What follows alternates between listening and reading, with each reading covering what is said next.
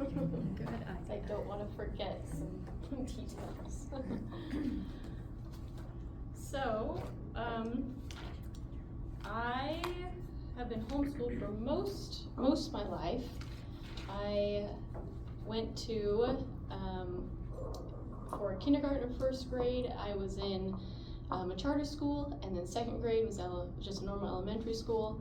Third grade is when my mom started homeschooling us, but then fourth grade, for various reasons, my brother and I went to a charter school, to Vista, and then from fifth grade on, I was homeschooled, except for a one semester stint in high school that left much to be desired.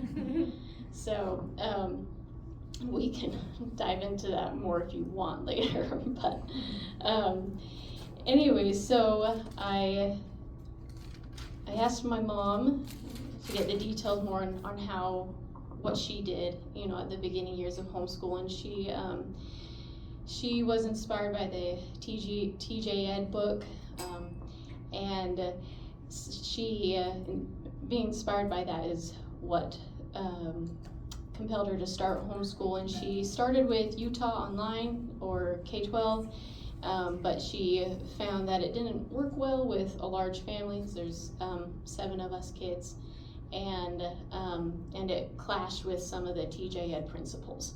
And so she stopped doing that, and then eventually when I was 12, I was able to go to Washington County Commonwealth, which then eventually became Dixie Leadership Academy, you know, homeschool co-op, right? But before that, my mom did lots of, you know, we had a neighbor family, the Hansons, that we would meet up with once a week and do, you know, very chill lessons with activities, and I think there was a lot of merit to those, even though they were simple, because it was just a fun social outlet as well, and it's always good to have a community of some kind, even if it's just one other family down the road. But then the community grew so much when we eventually joined the co-ops. Love co-ops, those are so great. And let's see, so when we did co-ops, we did the, I got to do the Lemmy projects, and those were amazing. The Lemmy projects, you haven't heard about those? So good. They are project-based classes, so there's just so much reading of books, presentations, and discussions, book discussions, just projects, right? It's not busy work, and I loved it, and it impacted my life profoundly. I took so for those, I'll just rattle off the class names, and maybe you'll recognize them if you choose to do them someday. I did Key of Liberty, Sword of Freedom, the Shakespeare classes, and the Pyramid Project, and then Quest 1 and 2. I wasn't able to take Quest 3 though, because they weren't offering it at that school the year that I could have. But anyways, I got to do those, and it was awesome. And I guess we were wanting to address, you know, what are some what was the word you used? Blanking on the word. The holes, I guess, yeah, that maybe pop up with the homeschool education, and but then also the benefits.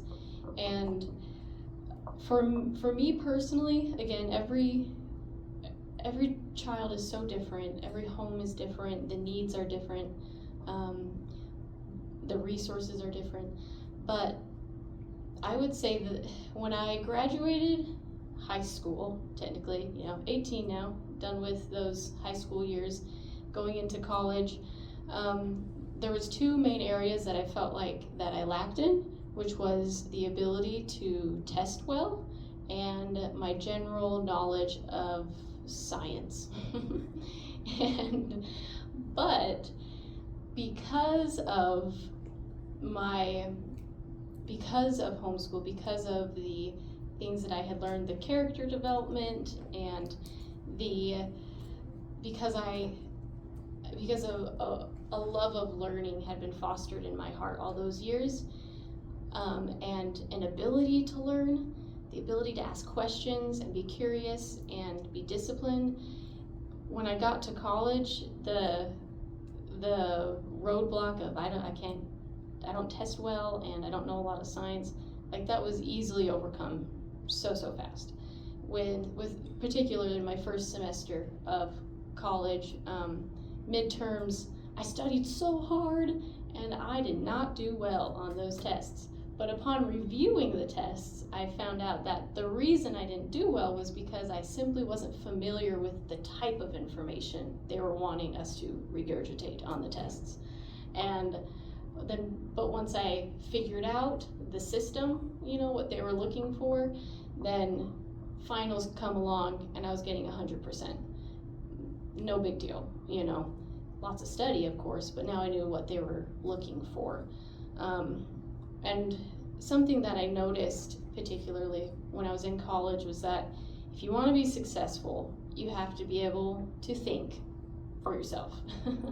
You have to be able to write well and present well and have a good personal discipline for yourself, and then be testing savvy, right?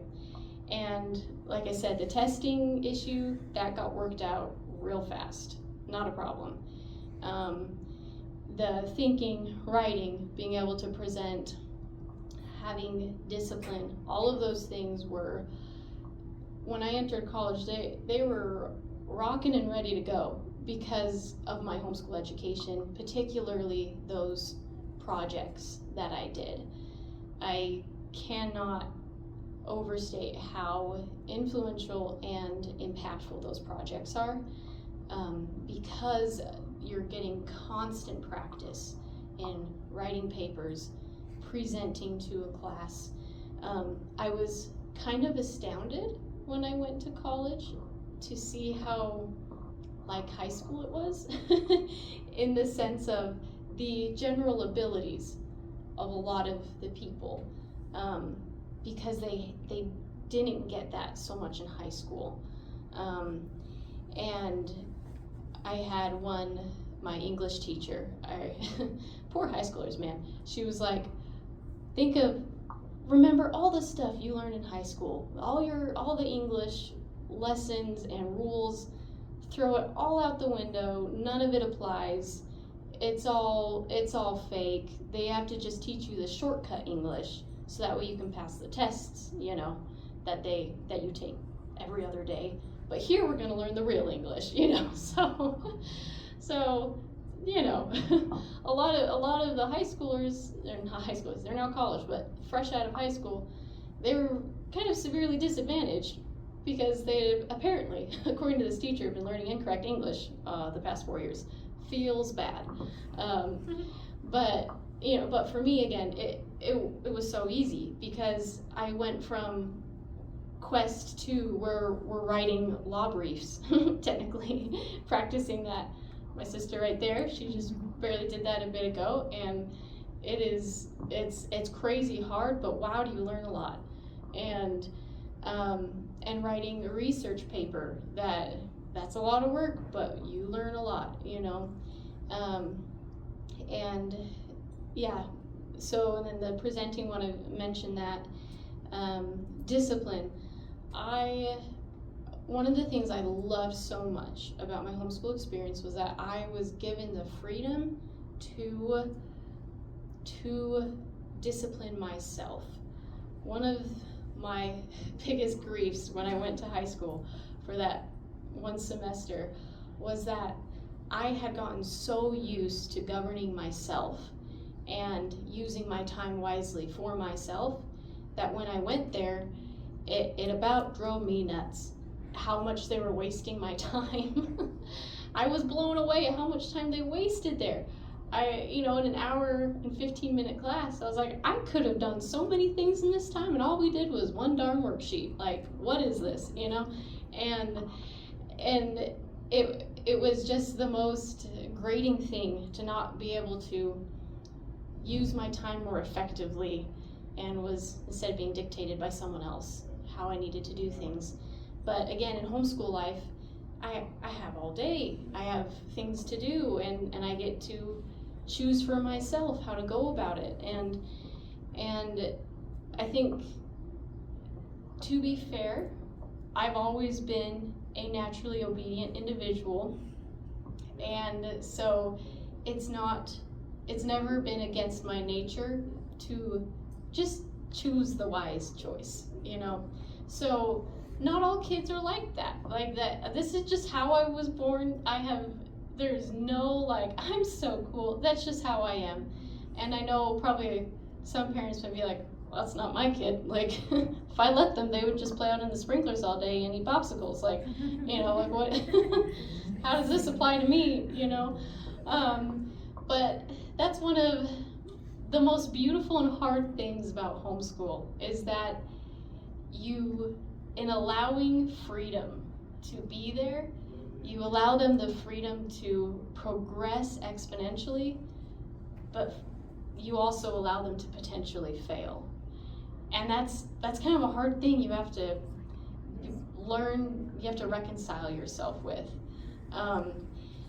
But that doesn't mean you don't learn from failure too, you know? And so even if your kid is, you're like, jeepers, I just can't get them to do a darn thing. Like, you never know what lessons they are learning though in those failures. And I think that always needs to be remembered. Something else that I'm just kind of spitballing here, so I promise I'm going to open up to you guys and you can be like, what did you mean by that? I will explain. But something else that I loved about homeschool so much was that it gave me the opportunity to develop deeper relationships with my siblings and my parents, who are my dearest friends. I love them so much. It was always really sad to me growing up when I would be interacting with other youth my age, like in church or whatever, and they would talk so with so much contempt about their siblings or their parents or whatever. And you know, it was just like, my younger sibling always getting in the way or always bugging me, you know, and gosh darn parents, right? It was so sad to me because I love my family so much, and I know that was because we were with each other every day, you know? And also, if anybody is ever like, but those social skills, like, are they gonna be awkward? 2 things to help your kids not be awkward. 1, you don't be awkward. That solves a lot of problems. If you're not awkward, your kids are probably not gonna be awkward. Because guess what? They follow in your footsteps so much. Not always, but generally that's the case. You be a well-rounded individual and they probably will too. The other reality is that what better social skills are you learning than figuring it out with these siblings that you're stuck with day in and day out, you know? Because we have wonderful relationships, my siblings and I. That doesn't mean that we had peace abounding every day. You know, like there's... my sister stole my candy all the time, and us girls would fight about clothes that we had, you know, stolen from each other. And I can't think about anything about my younger brother though. He's a delight. But my other siblings, like it wasn't all perfect, but in that though, that's the beauty of it though. It's not perfect, and it's interacting with those other imperfect objects that you get smoothed out a little bit. And it's in the most safest environment. You know, public school these days often carries a lot of negative influences that are just completely out of the hands of the parents, right? And I think there's something so beautiful about a home where a mom and dad are presiding in love and can help shape the culture that their children are raised in primarily. Of course, we go out into the world and interact with others, but when the when your primary influence is coming from within the home, or that which your kids are interacting with most is from the home. There is so much beauty to that, and so much power as a parent in being able to effectively shape your children the way you see is best for them. Anyways, that was a lot. You guys sat through that real nice. If there's any questions or anything you want me to clarify, go for it. Yes. So I'm curious what you went to college for, and how you decided to go to college, and how you went down that route. So I went to DSU, now Utah Tech, for 2 semesters, and I got married at the beginning of that first semester, and by the time the second semester was over, I was just a few months away from giving birth to my first son. So I decided to, after those 2 semesters, to stay home and just be a mom, and I'm so grateful that I did decide to do that. For those 2 semesters, I knew that we wanted to start a family, and so I didn't go about it taking, just the generals, right? School gets to tell me what classes I take because I'm going to eventually get a degree. I just picked the classes that I thought would be most beneficial for my life. And so I had a public speaking class, art class, nutrition class, English. I took a jazz history class. I'm not a fan of, at the time, I was like, why jazz? I have great respect for jazz now. Anyways, but I just took a smattering of classes that I thought would benefit my life. And hey, there she is. Anyways, did that answer your question? What else was there to your question? Why did I decide to do that? Mm-hmm. Honestly, probably the biggest answer to that is just because it's so part of our culture, and I love learning. I love learning. So I saw that as the next step of learning, and it was good. So being a stay-at-home mom though for the past 5 years, I have come to realize though that I can still further my education in so many ways, even as a stay-at-home mom, which I'm so grateful for, because that is part of my soul is learning. And so anyways, I think that answers the question mostly. Yeah. When you found yourself ready to go to college, did you have any issues with maybe courses that you hadn't taken as a high schooler to prepare you for that? For example, I've seen in some colleges they say we want you to take 2 years of a foreign language or other things like that. Did you find that you were lacking in any areas there other than maybe the science?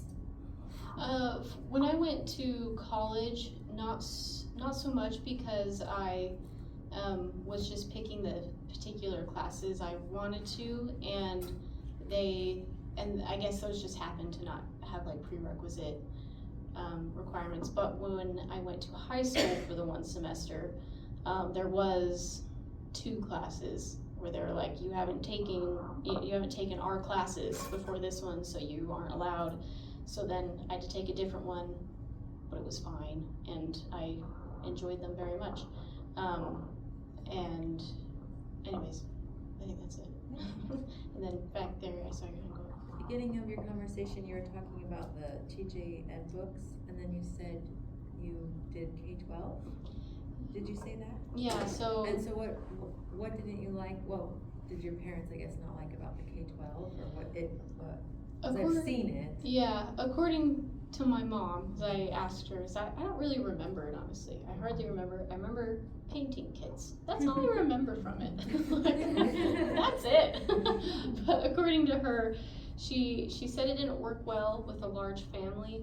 I think maybe you could chime in if you remember. That's my dad. Hi, Dad. Do you remember why specifically? That was part of it was logistics, And then part of it was just like philosophy. Yeah. It was like taking public school. I mean, your kid was sitting at the computer most of the day. Yeah. So we're like, that's not what we signed up for. Yes. Basically. If I could make a note on that real quick. A few teenage friends I had growing up that were also homeschooled, there was a few of them that were homeschooled, but it was just online school all day that they called homeschool, and they hated it with all their hearts, and they were the most miserable human beings ever. Okay, like, so. That's maybe what it was. Yeah, so I would highly suggest to avoid just online classes so much, even as a high schooler. Like those were the kids I knew that were just doing online classes all day. It's like, if you're gonna do that, you might as well just like go to high school, you know, if you're just gonna be stuck at home all day. Yes, sir. Correct me if I'm wrong, that's Utah Online, right? Yeah. Well, so I'm Hannah's husband. I personally enjoyed the K-12 because it was so structured, but I was very ingrained in the public school system, right? But the one thing that kind of drew me away from it, our neighbor was actually our representative, and I felt like it was a little bit more like Big Brother's watching. If you're not, and I was always like, I didn't recognize this in myself, that I was an overachiever in the school that I was in, but I started putting so much pressure on these two little boys that you've got to succeed, you've got to excel. I wasn't giving them the chance to actually love learning. It was like, I'm going to regiment this out. We have this whiteboard, and this is all the stuff we're going to do today, and if we don't get it done, I'm a failure. Not you guys, but I am. And so that was being projected onto them. And so that's kind of what happened in our situation, and so we kind of went away from that. Thank you, Brinlie. We're gonna give Shannon a chance to tell her experiences, and then we'll have some more questions. We might have more for you, because it's always interesting to hear like a different story. I'm here. So my name is Shannon Spencer. I never went to public school. I was homeschooled from the very beginning. I'm the second oldest of 7 kids.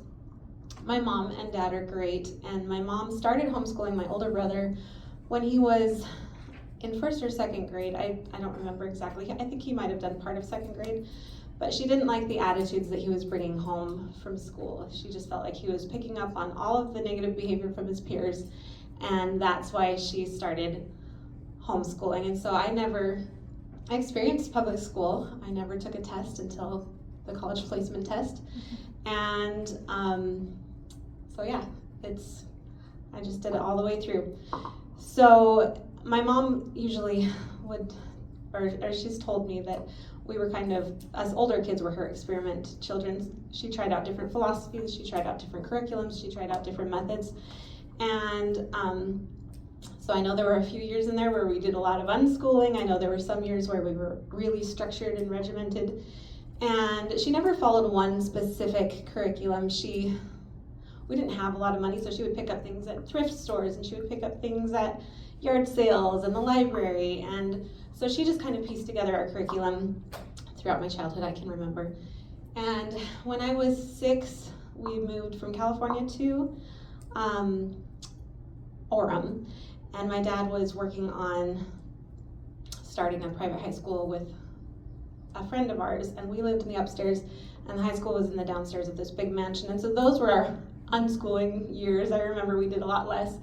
And when we moved into our own space, we moved to Spanish Fork, then I remember things being very, very structured, and we had homeschool groups that we were a part of, and we had friends that homeschooled, that, like a lady in our ward would do a science class for us, my mom would do music appreciation for them, and we'd all get together and do that together. And I remember doing journaling every day, reading and writing every day, math every day. We do science, we do history, geography. I remember doing all the things. And as I got older, more in my high school years, it was a lot more, it was less structured, I think, and a lot more just like interest-led. And so my mom would get together with us every beginning of the semester and say, what do you want to learn? What are your goals? Here's what I think would be good. What do you think? And we'd kind of work out a plan. And during my high school years, I did a lot of reading.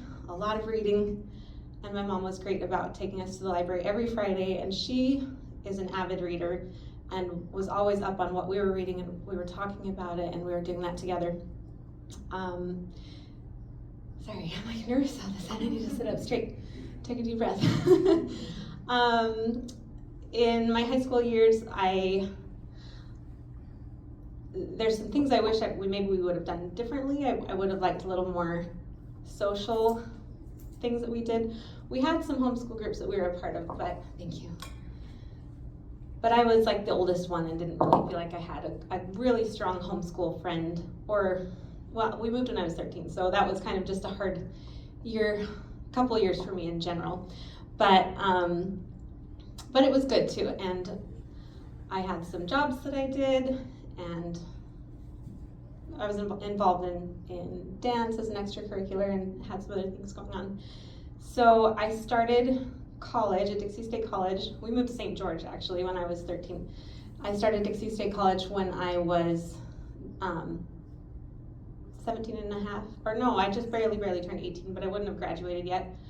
And so I just went straight into taking classes at the college, and I didn't have a diploma, I didn't have a GED, I just took the college placement test and started some classes.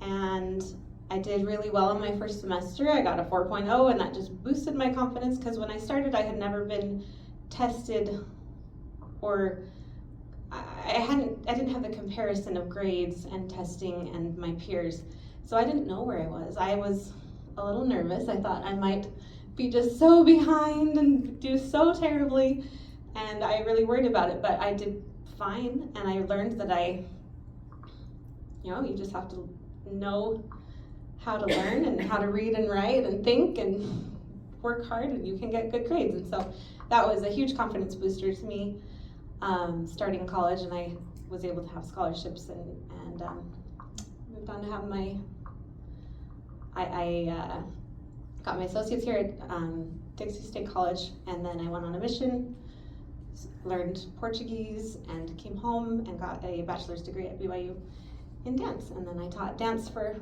a lot of years, and now I'm married and have 4 kids and 1 on the way. So that's my homeschool experience. Is there anything else? No, that's perfect. Okay. We can open it up for questions. Okay. Did either of you guys to do the college entrance exam, did you take any kind of preparation course, or did you just go in and wing it? No, it was just to see where you're at academically. Okay, so it wasn't like the SAT, or it wasn't one of the, okay. And they only tested us on reading and writing and math. They didn't test us on anything else. And so I did really great in reading and writing, and my math was pretty poor, and I had to take a couple of remedial classes. And it wasn't my mom's fault, because she's an excellent math person and an excellent teacher. I just really struggled with math my entire life. And I actually don't think it would have been different if I had been in public school. Maybe it would have, but I might have had less confidence in it, because my brain just didn't pick it up. It took a long time. But I did catch up. And in college I lived at the tutoring center for a few semesters and learned to enjoy it, and stopped as soon as I could.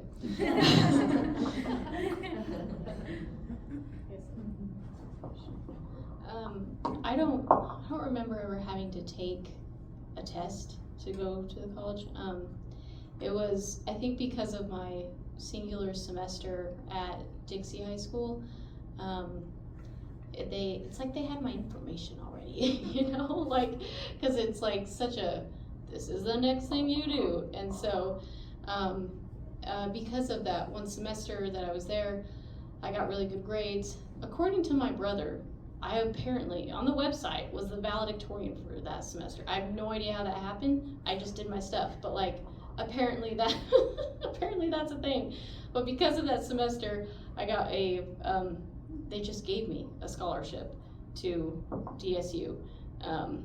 And so that was really nice. So it was kind of just a natural kind of going that way, because I had that scholarship that I somehow acquired. So there are benefits to not having a GPA before you start college. I had 0 GPA, and I did well my first semester, and same thing, they gave me an academic scholarship the rest of the time. So question, or just maybe, can you guys just talk to, cause you both just kind of mentioned that you were just taught to love to learn versus, you know, in some settings, public school or others, it might be, you're obligated to learn. Can you talk about the difference there and how that impacted your experience and your growth? Brinlie has a story. I have a story that illustrates this very well.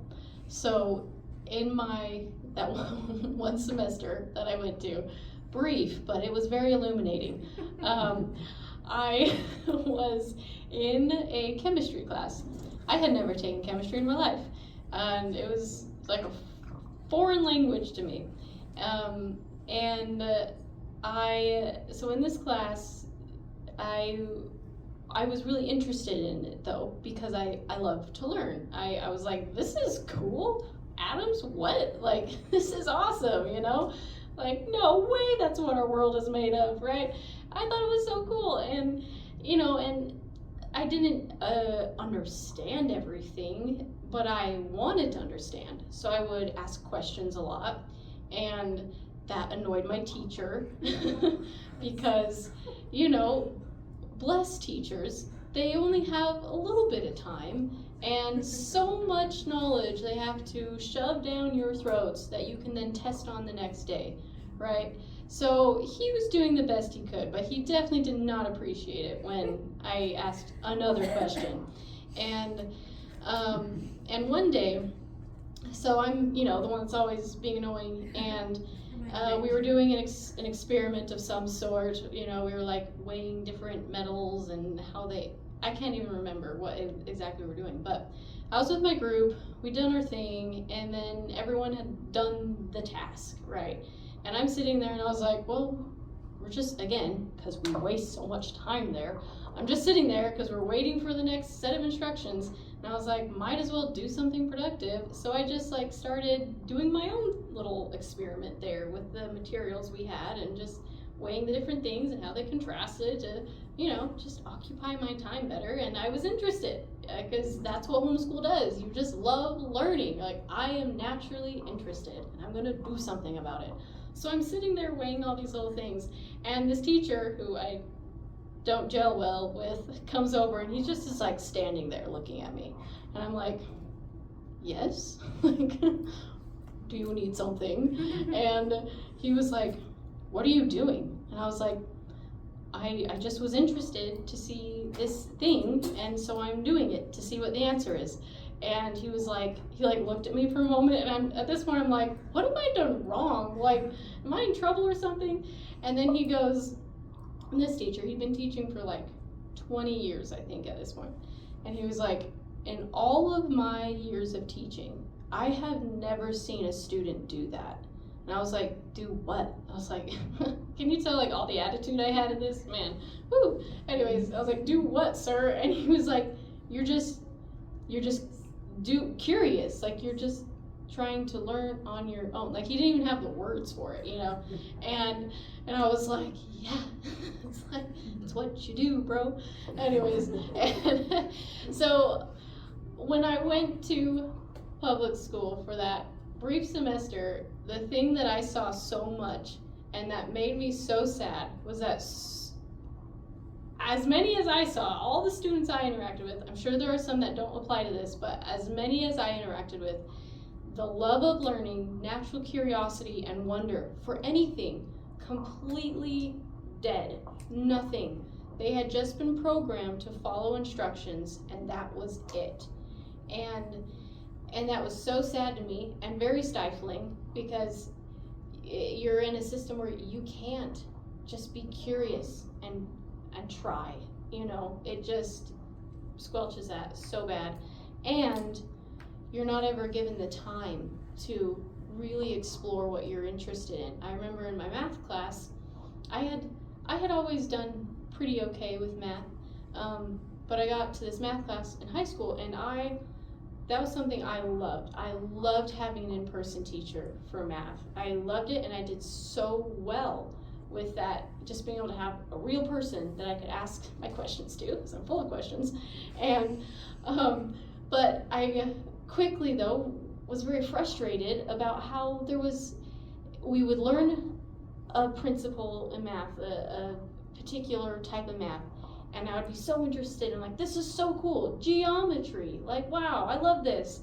And then we would do the test, and then we go to the next subject. And there was no time to ever just really love it and get to know it and be really good at it, you know?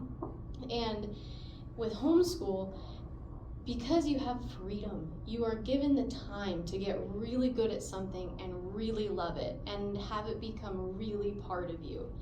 And for me, as I've gone into my adult years, there are things that have carried over that are a huge part of me and are a big outlet for me that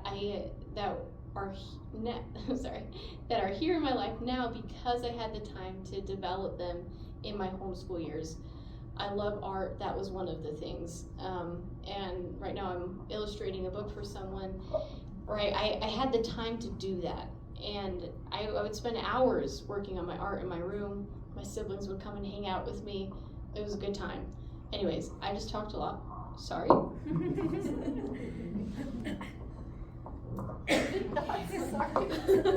want me to repeat the question? So yeah, if you'll just speak to the idea of how you just love to learn, just on your own, versus being obligated to learn because you had to do something with it. Yeah, so, sorry, I was so engrossed in your story, I wasn't thinking about what I was going to say. I do feel like homeschooling gave me a love of learning and just a curiosity. And I don't feel like it's the only place you can do that too. I think you can also do that in the public school system. I think everyone's journey is so different, and there are pros and cons of each choice that you make with your education. So I wanted to say that too, because I think that in homeschool too, there's a lot of different ways to do it. There's a lot of different approaches, and whatever you choose will have its pros and its cons, but it's probably just what you need and what your family needs. And so, yeah, especially in my high school years, I had a lot of time to just explore different things. And I remember getting really into, I got a book from the library that talked about how they used to make lace. And so I learned how to do it. I got a pillow, and I had my grandpa help me fashion some bobbins, and I rolled string around them, and I learned how to do torchon lace, which is a specific kind of lace. Super random and super not maybe helpful to my life, but I just thought it was interesting, and I loved seeing the patterns, and I liked doing things with my hands. I feel like I got a lot of home skills. I knew how to cook, I knew how to take care of kids, I knew how to clean, I knew how to work hard, and things that I was interested in I had time to read about. One time we had this book called Authors that had like 4 different books from a bunch of famous authors, and you try to find matches. It was a little bit like Go Fish. And I had this goal to read all of them. And so I got through all of them, Louisa May Alcott and Charles Dickens and a few others. But I didn't read all of them, but I feel like just delving into different things that I thought, I want to learn what kind of books they wrote. I didn't love, what was his name? Edgar Allan Poe. I didn't love him. His books were too scary. But there were lots of things that I learned just because I had time to browse the library and just see what things were about. I just want to clarify, so I think you said books instead of game. It's a card game. Oh, it's a card game called Authors, and it's got a whole bunch of books, and you play it like Go Fish. Yeah, sorry, that probably didn't make any sense whatsoever. Sounds like a great game. Pregnant brain. There you go. Yeah. So I want to amend, and it sounds like something that fostered both of your love of learning was having time to explore and dive deeply, and as well as broadly, like being able to search out random things like lace, but also to dive in when you find a topic that you're interested in.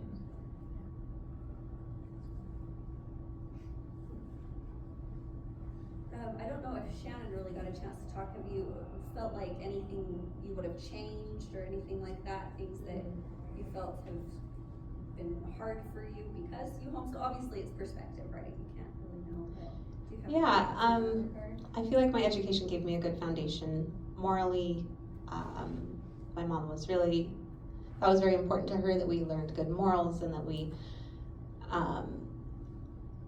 learned about and lived religion, and that we learned home skills and life skills, and as well as the academic things. And so those were all very good.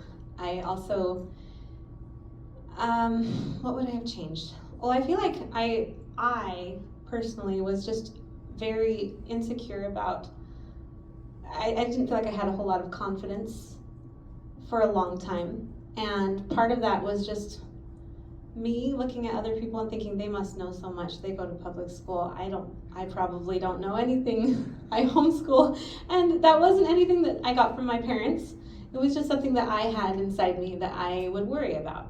And when I got out into college and started taking classes with other people and learning different things, it was just like, oh, my mom did a really good job. She really prepared me. I didn't realize it. And I realized that I knew how to learn and I knew how to thrive in a school setting. And that was a huge confidence booster for me going to college. I jumped right into leadership positions in my ward. I was the ward choir director. I had classes, and at first it was, some of the things were hard, but I feel like all those things I worried about, that I wasn't going to be good enough, that I didn't have the skills I needed, I already had them, and I just had to hone a few of them a little bit more. And so, yeah, in high school I think it would have been helpful if I had done more, perhaps extracurricular things or things with my peers a little bit more. I felt like I was home a lot, and part of it was just moving and not feeling like I had a ton of friends at that age. And I don't know. It's a hard time of life too sometimes, and it might have just been our circumstances, but yeah, I did do things with a lot of people. I didn't have a lot of confidence early on in my academics. That's perfect. Does anyone else have any questions? Did both of your parents stay at home? Were they both at home? Yeah, mine. Yeah, my mom was at home. She taught piano and voice lessons from our house. I mean like mom and dad at home? Helping teaching? Was it mom and dad at home? No, my dad worked, but he was home more than probably some dads because he was a guitar and piano teacher, and so he sometimes would have mornings at home, and then in the afternoons and evenings he'd be teaching, and so but he didn't help a ton with the homeschooling. Okay. My mom gave him the job of teaching us piano. Okay. Makes sense. But that's about it for us. But my mom was a stay-at-home mom, and she did teach in the afternoons sometimes too, but by that time I was older. I don't remember when I was younger.